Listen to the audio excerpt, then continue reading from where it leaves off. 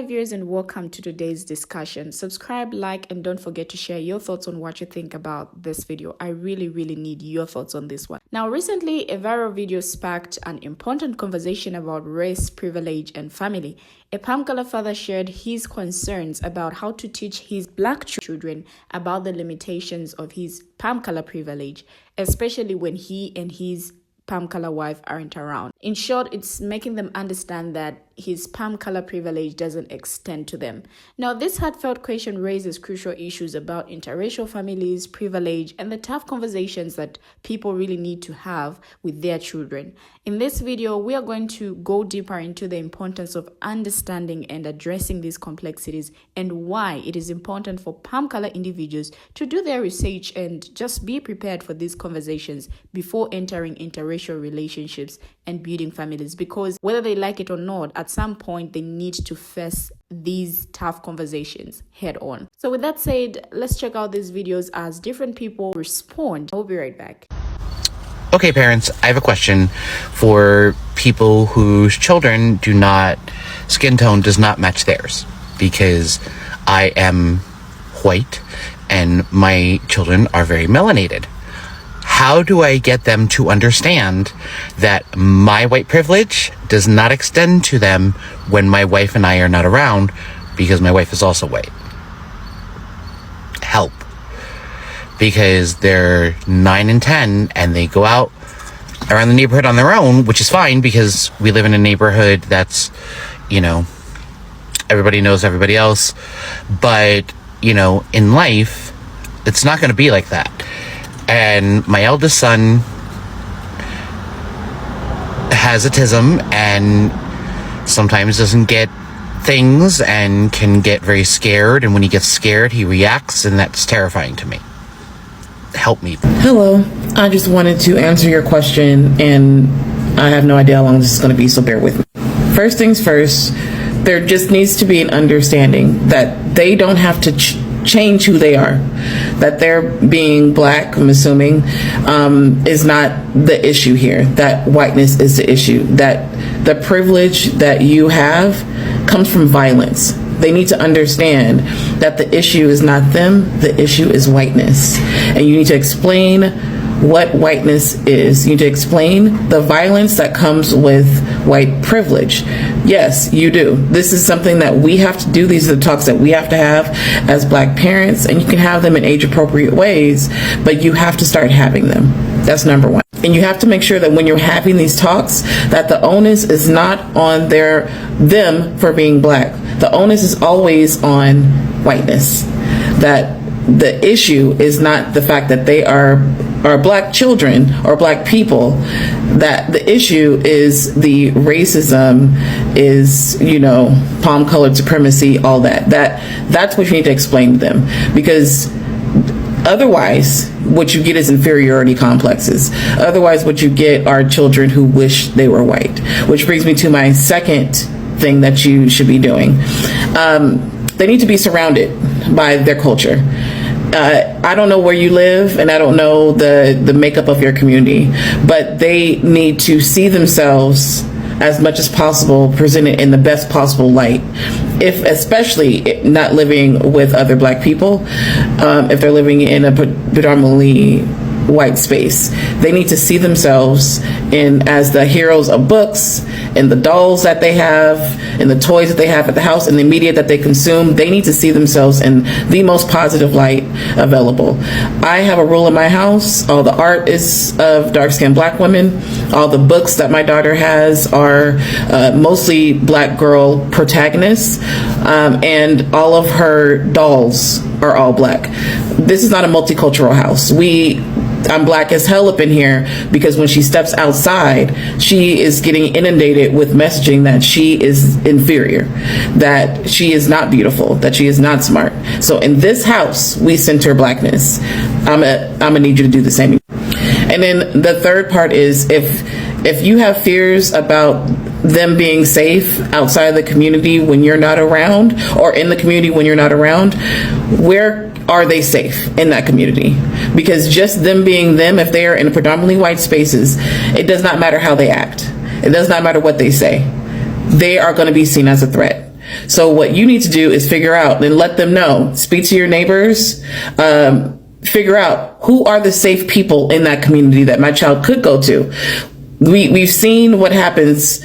A young black boy was shot, okay, just for ringing someone's doorbell. Who are the people in that community that your child can lean on if you're not around? I want to also challenge you that if you are going to be raising black children, then they need to be in a more diverse community. I'm not sure why y'all do that. Put them in predominantly white. It's so unsafe. It does not matter how they act or what they do. Somebody will always see them as a threat. So if you can move, do it. If you can't, you need to have a circle of people that you trust so your children can know who is safe and who is not. You got to be real explicit about that. Do not go knock on those people's doors. They are not safe people. Say it. Stop trying to sugarcoat shit. Let these kids know who's safe, who's not. Speak to your neighbors, right? You got to be your kids' advocate. Speak to your neighbors about your children. Let them know that you're not about to allow your children to be abused and spoken to any kind of way. Talk to the friends, your kids' friends' parents, right? Because you want them to be talking to their kids. You want them to be letting their kids know that, hey, my son can't be jumping over fences in different people's backyards. That's not something that he is able to do safely. So then their kids can act differently when they're around yours. I do not have talks with black children in ways that make it seem like they are wrong for being them, that they need to stop being themselves. I make them aware of the environment, of how we're living, of the things that are happening around us. But the onus is always, always, always on whiteness and the violence of that privilege that you're talking about. I hope that helps. I'm not raising black children. I'm raising children. And whether you are black or you are white, no matter what race that you are, there are certain things about being a man and being a good man when it comes to character and integrity and safeguarding the helpless and sticking up for those who need it and being a good man of reputation. None of that has to do with skin color. Everything has to do with the character of the man. Probably not an answer that some people would say is important, but that's where the world has gone, where we think that the most important thing about us is our skin color or our gender or our political affiliation or all these different identity politics or the identities that we put on each other, when really we're just human beings on this earth. And there are certain things about being a good person that transcend skin color and age and sex and religion and all of those different things. I love that answer. So long before I met my wife and we had our two beautiful children, I was engaged to a black woman and we wanted to have kids. So in our conversations about having children, she was 100% correct in preparing me for the inevitably difficult conversations that I would have to have with our children about challenges that they would face that I never even had to consider before.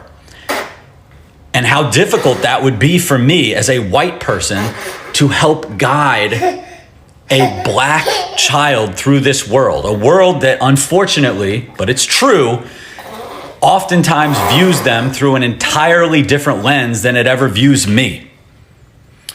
And that's the reality of being a white person growing up in this world. We are often completely oblivious.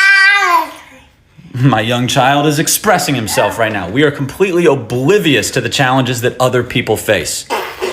And yes, you are raising two young men. But if they are black men, like you said, they will face challenges that you never had to consider. And that's just a fact. Oh, and by the way, absolutely no hate to that man. It's nothing personal. It's just an interesting conversation.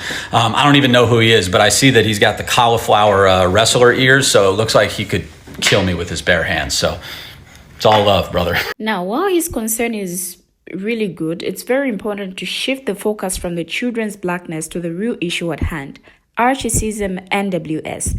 Now, rather than teaching his children to navigate a world that doesn't always see them as equal, people should be working to dismantle the systems that perpetuate inequality. The problem isn't the children's blackness. It's the R-to-the-C structures that deny them the same privileges and opportunities as their palm color peers. So what can this father do? First, he must acknowledge and confront his own privilege and biases, engage in anti-racism work, listen to Black voices, and support Black-led initiatives. Secondly, have open and honest conversations with his children about racism and WS, but also about their beauty, strength, and resilience, teaching them to be proud of their Blackness and to demand the respect and equality they deserve.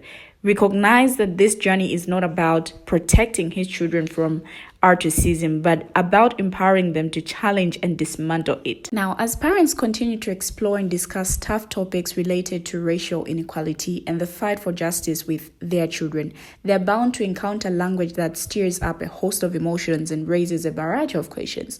For example, palm color privilege is a phrase that is more frequently cropping up in conversations these days, but the phrase is often misunderstood. Now, palm color privilege is receiving advantages, benefits, and rights that are unlearned but given to palm color people solely because of the color of their skin. And it's a specific type of privilege which Black people and people of color describe as the ability to be in the world without having to think about what it means to be palm color. Now, being palm color means that society ascribes positive attributes to a person simply because of the color of their palm color skin. At the same time, society ascribes negative attributes to Black people or people of color. Now, this process leads to providing unfair advantages to palm color people because being palm color means that the person is perceived to be superior to others who are not palm color. More reason why it is important for parents to teach their children about WS and racism. Just as it's so important to explain the problem with saying all lives matter or the issue with teaching colorblindness, young people should be taught the concept of palm color privilege in order to understand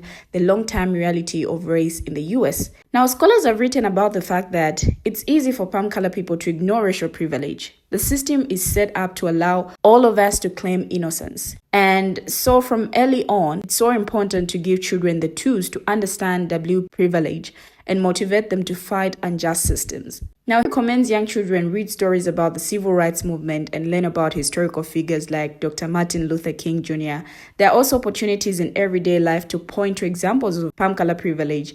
If a news story comes on about police violence against Black Americans, talk about the ways in which palm color people have been documented to be treated differently by law enforcement. Show your 10-year-old a picture of the palm color armed protesters at the Michigan Capitol back in May and have a conversation. Now, metaphors also work well for younger kids, says Abigail, author of When the World Feels Like a Scary Place. In the book, she advises parents to say something like, when people are in charge, they plant the type of flowers that they like the best, and they might not want to plant flowers in their garden that they do not like as much. That's the way people show privilege and prejudices. They choose the flowers that they prefer and don't give other flowers a chance to grow in their gardens. So people sometimes do that with other people. Now, you might also be more direct, discussing how a Black person can be denied a job they deserve or certain grades in school, and how they often aren't paid the same amount of money for the same amount of work a palm color person does. Discussions about how palm color people don't get pulled over as often by police, they have better access to schools and education much of the time, and how some stores carry only products for palm color people's hair and skin tones. And also recommends watching media like Cat.com's Black Parents explain how to deal with the police together to illustrate your point. Now, these are some of the things that can be done. Raising biracial children in a society still grappling with racism and palm color supremacy requires a unique level of awareness and preparation. Parents, particularly palm color parents, must be proactive in addressing the complexities of race and privilege with their children. It's not enough to simply acknowledge the existence of racism. Palm color people must be willing to confront their own biases and privileges head on. Now, before entering into interracial relationships and building families, palm color individuals must engage in crucial conversations with their partners about the realities of racism and how it will impact their children's lives. Now, this includes understanding the limitations of their palm color privilege and how it will not extend to their children. Parents of biracial children must be prepared to have open and honest discussions about race, identity, and privilege as their children grow and navigate the world. Now, this means being aware of the microaggressions and biases that children may face and creating a safe and supportive environment for them to process their experiences. By doing so, they can raise a generation of confident, empowered, and socially conscious individuals who are equipped to challenge the status quo and fight for a more just and equitable society. We have finally come to the end of the video. What do you have to say? Share your thoughts as well on what you think. What are your answers? What are some of the answers that you can give to this man? Thank you for watching and see you in my next video.